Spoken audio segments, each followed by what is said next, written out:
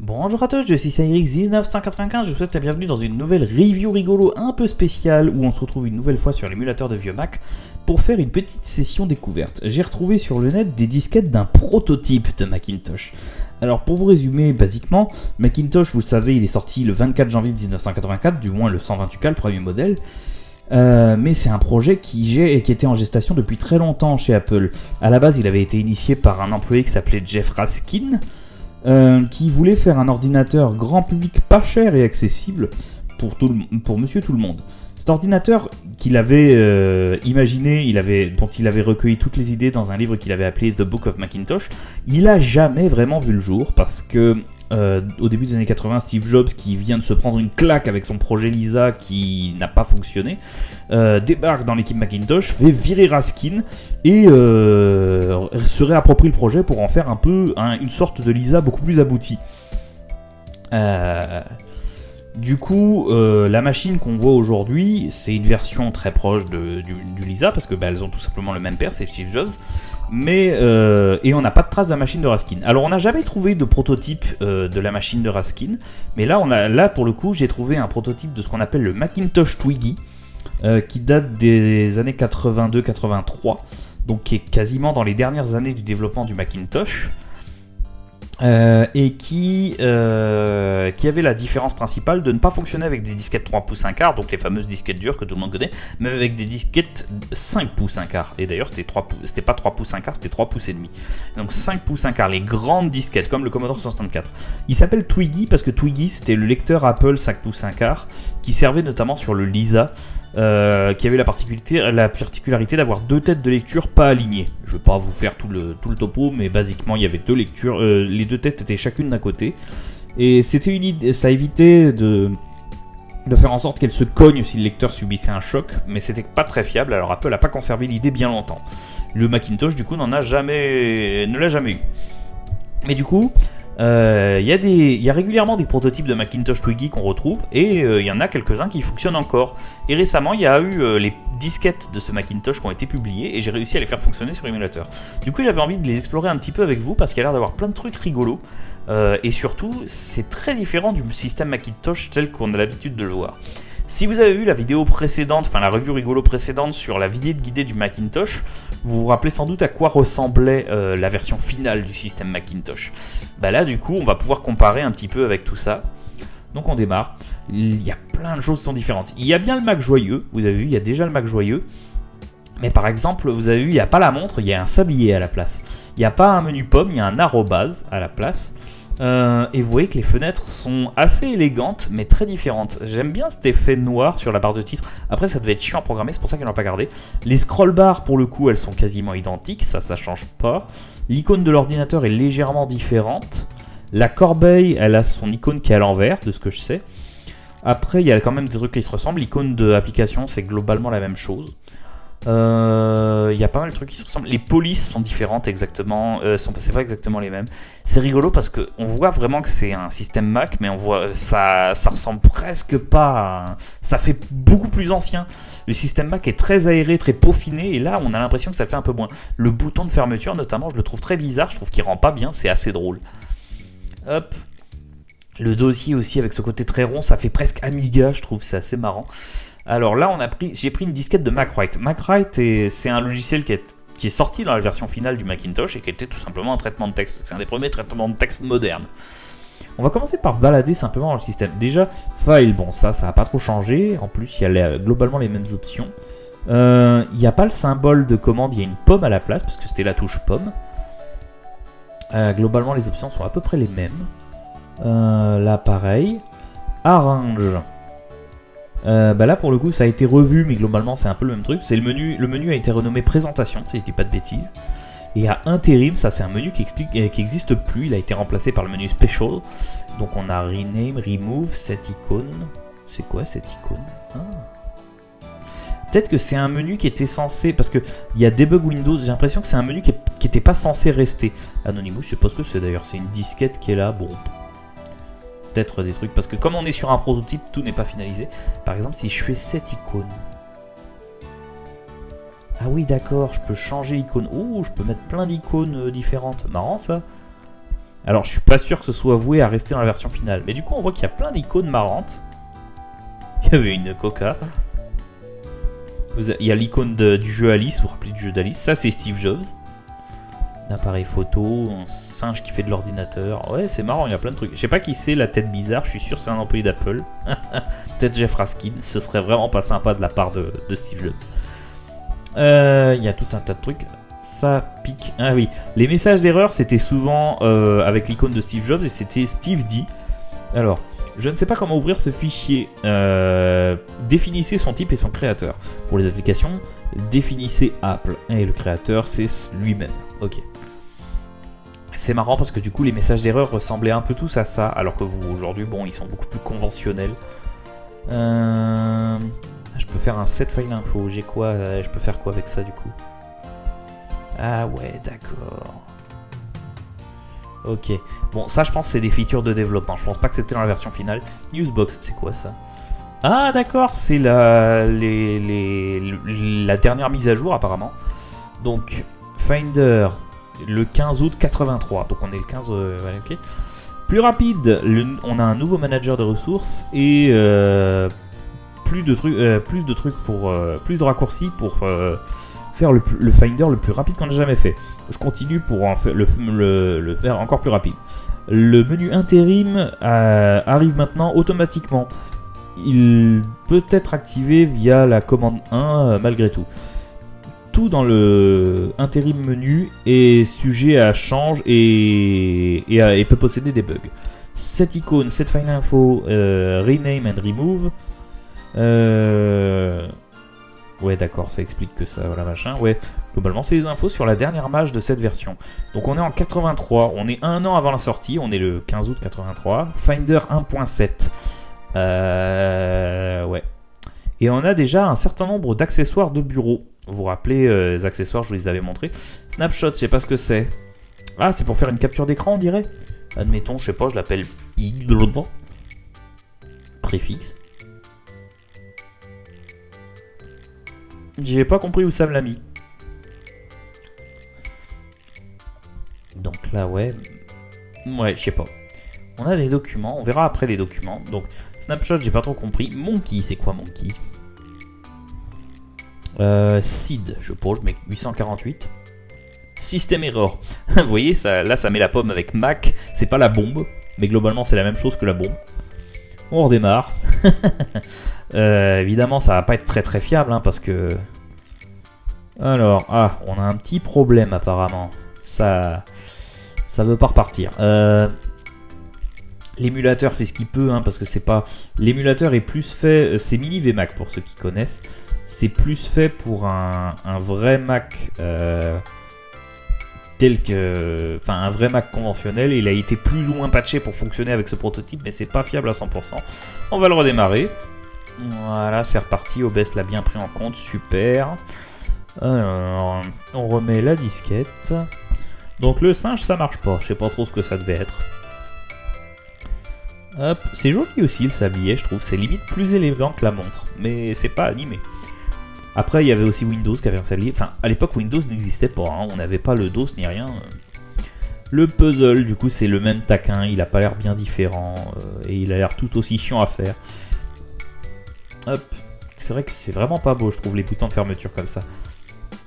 Keyboard, bah pour tester le keyboard. Hein.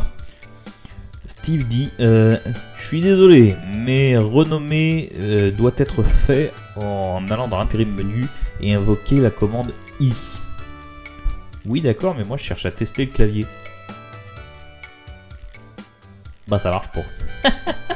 Bizarre. Traplist, c'est quoi? Ah, ça c'est les... Ça c'est un truc de développement. Les traps c'est les routines si je dis pas de bêtises. Et donc là on a toutes les routines à telle adresse de RAM. Alors je suis pas expert, hein, j'ai pas fait de développement sur des trucs aussi vieux et aussi proches du matériel. Mais sauf faire de ma part c'est ça. Alors, l'horloge. Elle est assez différente de celle qu'on a dans la version finale. Même si en même temps elle est assez ressemblante. C'est assez rigolo de voir une horloge de 1983 mise à 2025. Elle gère 2025, hein, ça c'est assez fou par contre je trouve. Après, je pense que ça vient de l'émulateur, ça vient pas de l'horloge. Même Windows, ça c'est la RAM, si je dis pas de bêtises. Donc là, on voit la RAM en temps, peut-être pas en temps réel, mais au moins à l'instant où je l'ai lancé, je pense. Hip Doctor. Alors, Hip, c'est le tas, c'est pareil, c'est un truc de gestion de la mémoire, donc c'est encore du développement. Il y a beaucoup de trucs de dev là-dedans, hein. Clairement, c'était encore en chantier. Patedit. Ah, ça c'est le truc de fond d'écran. Genre, admettons, je fais ça, je sais pas, là, hop, et j'appuie dessus. Hey. Ouh, c'est pas au point. Ouh, c'est tout noir. Par contre, oui, il n'y a plus rien qui s'affiche sur le bureau, c'est normal. Ah, il y avait déjà pas mal de patterns. Il y a moyen de revoir le pattern par défaut? Non.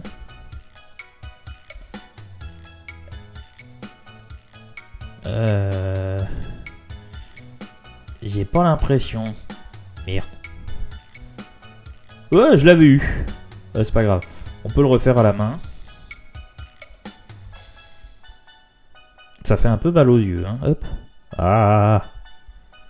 Mais ça, vous avez vu. Je sais plus si je vous l'avais montré, mais je crois que oui. Mais pareil, c'est assez similaire dans la version finale, juste que c'est dans un tableau de bord un peu plus cohérent. Voilà.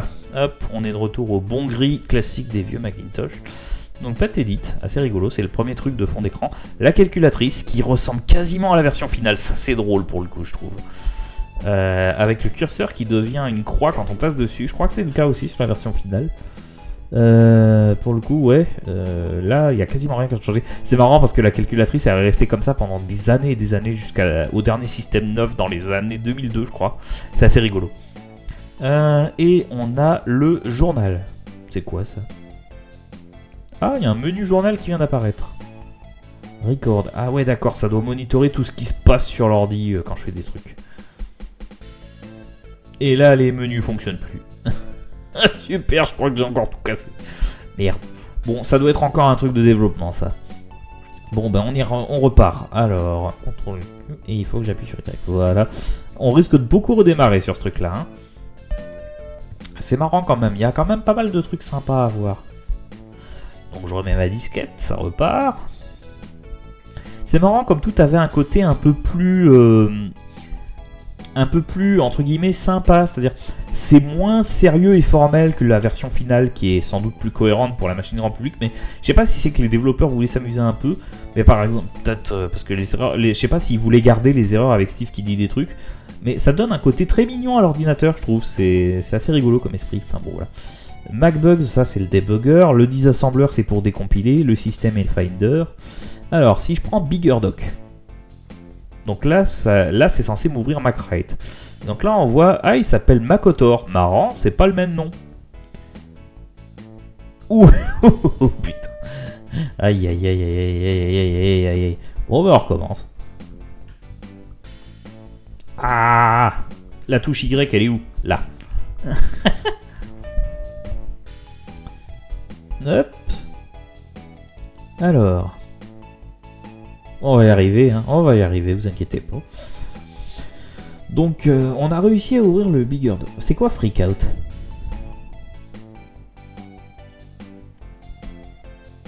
Oh, c'est classe. Alors.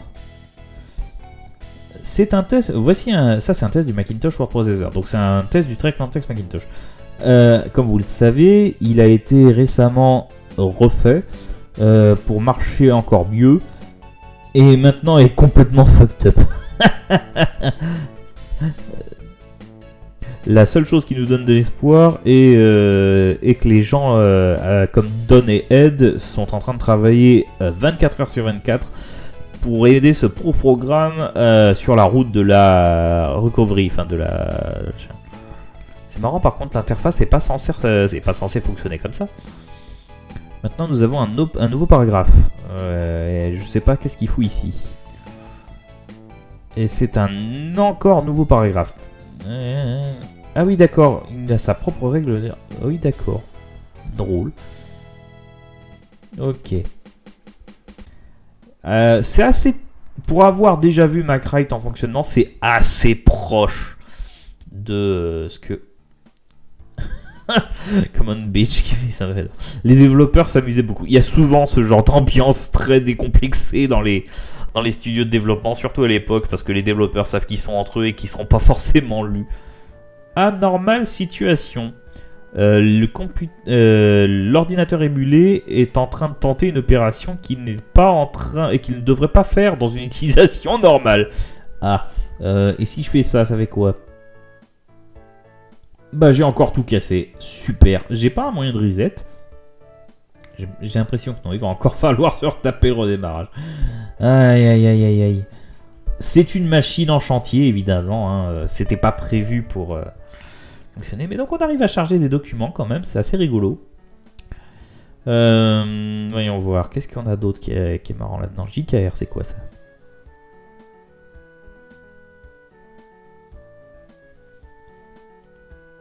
Ah d'accord, c'est une review.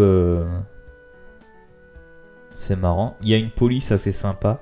Donc c'est John Kelly qui s'est formé à l'assembleur 68K, qui a appris le Macintosh développement, qui a écrit une partie de jeu de pinball. Ah.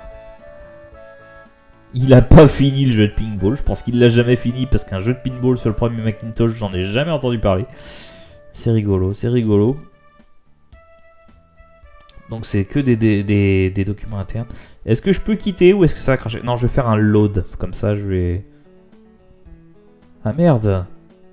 Ah, c'est marrant, je peux charger du basique. Alors Pascal, c'est le langage dans lequel le système Mac a été écrit.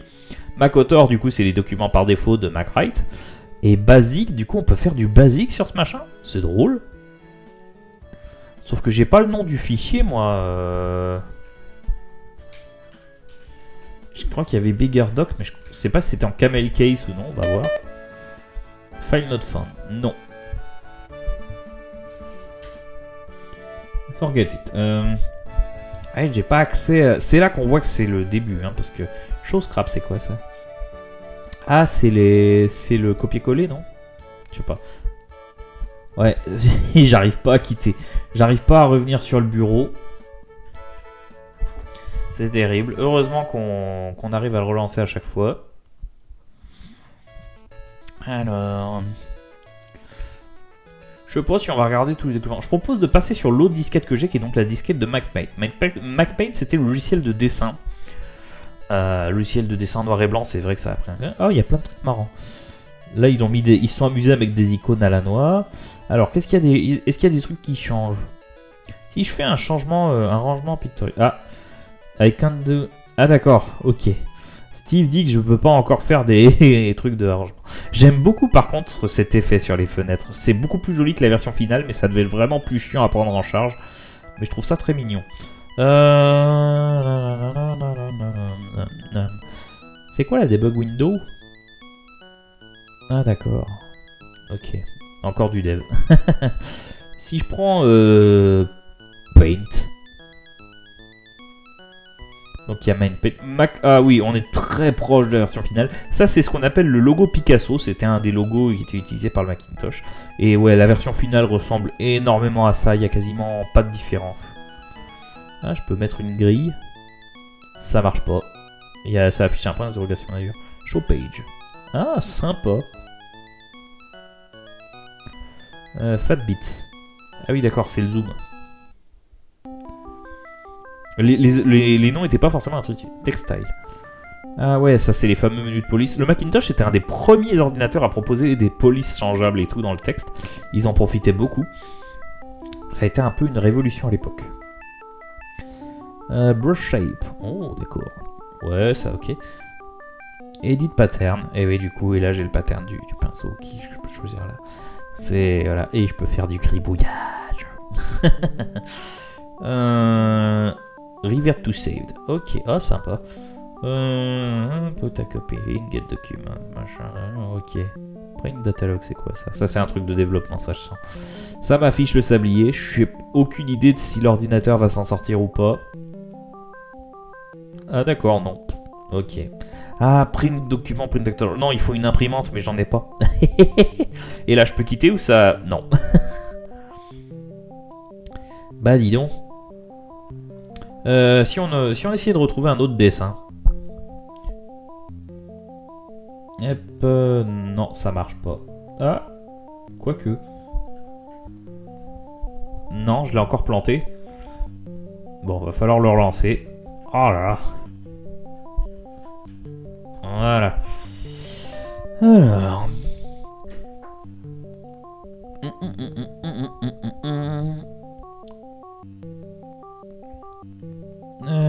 Oula, c'est pas la bonne disquette, j'ai remis l'autre là. Voyons voir ce que c'est le Bigger Doc. Ah oui, d'accord. Ouais, en gros, c'est un genre de... C'est ce qu'on appelle un lorem ipsum. C'est un document qui est là surtout pour tester le logiciel. C'est marrant, la règle est toujours au début. Ah, fallait peut-être pas faire ça. Ça écarte les interlignes. Ça va, et il y arrive hein, quand même. Le but là, c'était un peu de le stress test avec un gros document. Et il a l'air d'avoir tapé un peu tout et n'importe quoi. Hein. Il a tapé la même phrase en boucle, il a tapé des séquences de lettres et tout. Enfin, ouais, là c'était vraiment testé. Il y a le menu special qui est là. Olympics. Ah, on l'a vu le symbole olympique, c'est pour insérer le symbole olympique, non? Si je fais ça. Non, je sais pas. Mais ça a sans doute un rapport avec le truc qu'on a vu. Ouais, globalement là c'est assez identique. Et le menu pomme fonctionne toujours pas. Et si je quitte, ça fout à nouveau la merde. Ok. Allez, on va remettre la disquette de MacPaint et on va regarder un petit peu ce qu'il y a comme dessin. J'en ai vu un qui s'appelait Bob. Alors, Bob, c'est quoi ça?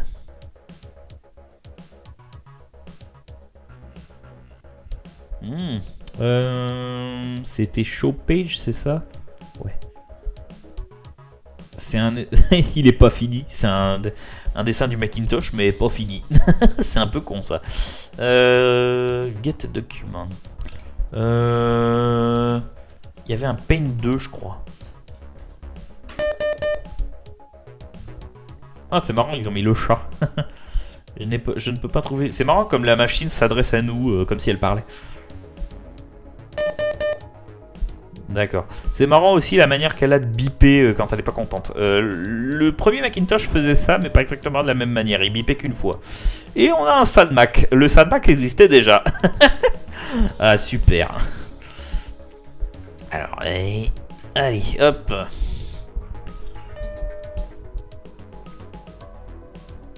Allez, tu vas y arriver. Voyons voir, qu'est-ce qu'il y a d'autre? Mousy, c'est quoi Mousy? Ah, j'ai vu, il y a bombe. On essaiera bombe, du coup, après. On essaiera de l'ouvrir. Ah, c'est mignon. Donc si je fais show page. D'accord, c'était un truc pour te montrer comment utiliser la souris. Faut dire que c'était assez novateur à l'époque. La souris a la gueule du modèle final, elle a pas l'air d'avoir beaucoup changé. Le Macintosh Twiggy en lui-même ressemble énormément au Macintosh final aussi, il n'y a que le lecteur disquette qui change. C'est marrant ça, ces menus là, ça sert à rien, ils sont juste indicatifs. Il y a quelques applications de la version finale qui font ça aussi. Version 0.5 by Bill Acquitton, ok. D'ailleurs le menu c'est ouvert, j'ai pas fait attention. Les desk accessories fonctionnent. C'était l'intérêt, c'est qu'on pouvait les ouvrir partout. Oh, New Demo, c'est quoi ça? 1983, bah super. Monkey, il marche là, Monkey, tiens. Start. Ça a encore tout planté. Je sais pas comment on se sert de ce truc. Allez, hop. Je sais pas combien. Si vous voulez dans les commentaires, pouvez me dire combien de fois j'ai relancé cet émulateur. Ah oui, d'accord. Oula. Ouais, ok. Bon bah une fois de plus. J'ai inséré la disquette un peu vite, j'ai l'impression. C'est bon là? Oui, c'est bon. Il est content là. Alors, on va prendre explosive.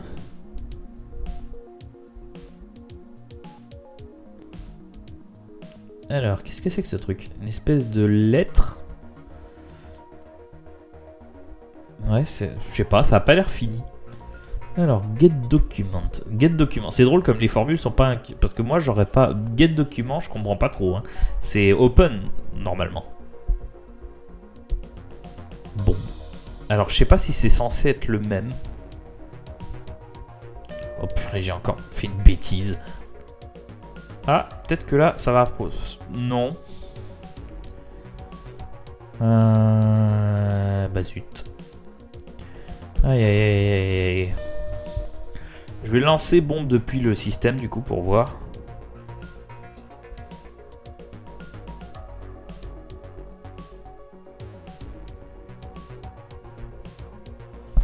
Ça se lance quand même relativement bien. Et oui, il avait bien cette tronche là, ok. Et non, j'ai vraiment le réflexe de quitter, mais ça va pas marcher. J'ai vu, il y avait July Results.